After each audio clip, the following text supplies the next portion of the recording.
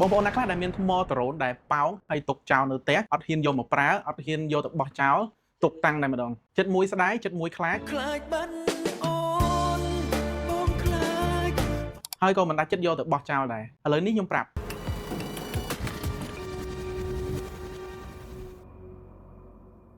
បងប្រហែលជាមានចិត្តស្ដាយប៉ុន្តែថ្មប្រភេទលីប៉ូនេះអាចជាហានិភ័យបង្កជាអគ្គិភ័យឬផ្ទុះបានគ្រប់ពេលការរក្សាទុកក្នុងផ្ទះដាក់ចោលក្នុងឡានឬព្យាយាមសាកថ្មបន្តអាចបណ្ដាលឲ្យមានការឆាបឆេះដែលយើងមើលមិនឃើញសូមប្រយ័ត្នថ្មដ្រូនដែលប៉ោងឬហៅមិនមែនគ្រាន់តែខូចរូបរាងទេតែវាជាហានិភ័យខ្ពស់បំផុតការរក្សាទុកថ្មនៅក្នុងផ្ទះដាក់ចោលក្នុងឡានឬព្យាយាមសាកថ្មបន្តអាចបណ្ដាលឲ្យមានការឆាបឆេះឬផ្ទុះគ្រប់ពេលដែលយើងមើលមិនឃើញថ្ងៃនេះខ្ញុំសូមណែនាំវិធីចាត់ចែងថ្មខូចទាំងនេះឲ្យបានត្រឹមត្រូវនិងជួយបរិស្ថានទី1យកស្កុតមករុំត្រង់ក្បាលដំណរបស់ថ្មឲ្យជិតដើម្បីកុំឲ្យឆ្លងភ្លើងទី2ហាមបោះចោលចូលធុងសម្រាមធម្មតាសម្រាប់បងប្អូននៅភ្នំពេញសូមយកទៅដាក់នៅក្នុងធុងរបស់ក្រុមហ៊ុន Ecobet Energy Cambodia ទីតាំងមាននៅតាមផ្សារទំនើបធំៗដូចជាផ្សារទំនើបជីបម៉ុងផ្សារទំនើប Eon 1និង Eon 2ផ្សារទំនើបអូឡាំឆាមួយចំនួនទៀតបើសិនជាបងប្អូនត្រូវការថ្មថ្មីហើយដែលមានគុណភាពដែលមានធានាពីហាងផ្ទាល់អាចមកមើលនៅហាង Cambodia RC DJI Drone បានហើយលេខទូរស័ព្ទយើងនឹងដាក់នៅខាងក្រោម description នៅខាងក្រោមបងប្អូនអាចតាក់ទងមកតាម Telegram ឬក៏ឆាតសួរពាក់ព័ន្ធជាមួយនឹងតម្លៃ